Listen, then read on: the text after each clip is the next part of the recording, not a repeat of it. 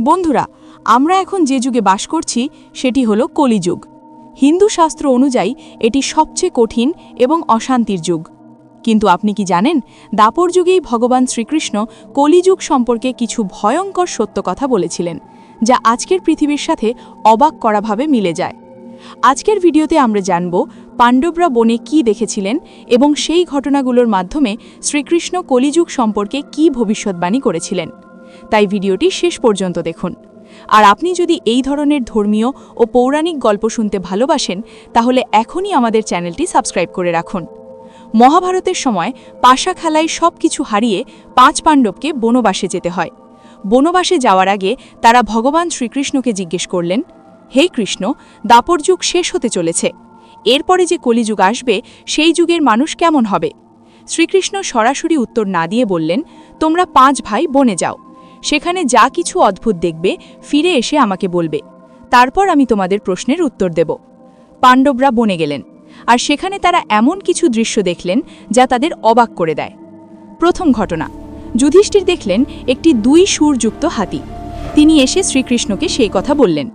শ্রীকৃষ্ণ বললেন, এর অর্থ হল কলিযুগে এমন শাসক হবে যারা মুখে এক কথা বলবে আর কাজে অন্য কিছু করবে। তারা নিজেদের স্বার্থের জন্য সাধারণ মানুষের শোষণ করবে। দ্বিতীয় ঘটনা, অর্জুন দেখলেন একটি পাখি যার ডানায় বেদের শ্লোক লেখা ছিল, কিন্তু সেই পাখি মৃত পশুর মাংস খাচ্ছিল। শ্রীকৃষ্ণ বললেন, কলিযুগে অনেক মানুষ নিজেদের জ্ঞানী ও পণ্ডিত বলে পরিচয় দেবে, কিন্তু তাদের কাজ হবে অসৎ। তারা জ্ঞান ব্যবহার করবে লোভ এবং স্বার্থের জন্য। তৃতীয় ঘটনা, ভীম দেখলেন একটি গরু তার বাছুরকে এত বেশি চাটছে যে বাছুরটি রক্তাক্ত হয়ে গেছে। শ্রীকৃষ্ণ বললেন, কলিযুগে অনেক মা বাবা সন্তানের প্রতি অতিরিক্ত মমতা দেখাবে। এই অতিরিক্ত মায়ার কারণে সন্তান নিজের শক্তি ও স্বাধীনতা হারাবে। চতুর্থ ঘটনা, সহদেব দেখলেন অনেকগুলো কুয়ো পানিতে ভরা, কিন্তু মাঝখানের কুয়োটি সম্পূর্ণ খালি। শ্রীকৃষ্ণ বললেন, কলিযুগে পৃথিবীতে ধন সম্পদের অভাব থাকবে না, কিন্তু তবুও অনেক মানুষ ক্ষুধায় কষ্ট পাবে, কারণ ধনী মানুষ নিজের বিলাসিতায় অর্থ খরচ করবে, কিন্তু দরিদ্রদের সাহায্য করবে না। পঞ্চম ঘটনা, নকুল দেখলেন একটি বড় পাথর পাহাড় থেকে গড়িয়ে নিচে আসছে।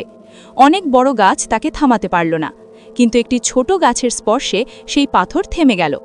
শ্রীকৃষ্ণ বললেন, কলিযুগে মানুষের পতন ধন বা ক্ষমতা দিয়ে থামবে না, কিন্তু ভগবানের নাম স্মরণ আর সত্যিকারের ভক্তি মানুষকে সেই পতন থেকে রক্ষা করবে।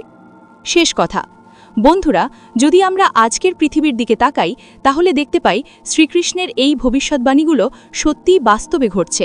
তাই কলিযুগে মানুষের সবচেয়ে বড় শক্তি হল ধর্ম পালন করা এবং ভগবানের নাম স্মরণ করা। ভিডিওটি যদি ভালো লেগে থাকে তাহলে অবশ্যই লাইক করুন, শেয়ার করুন।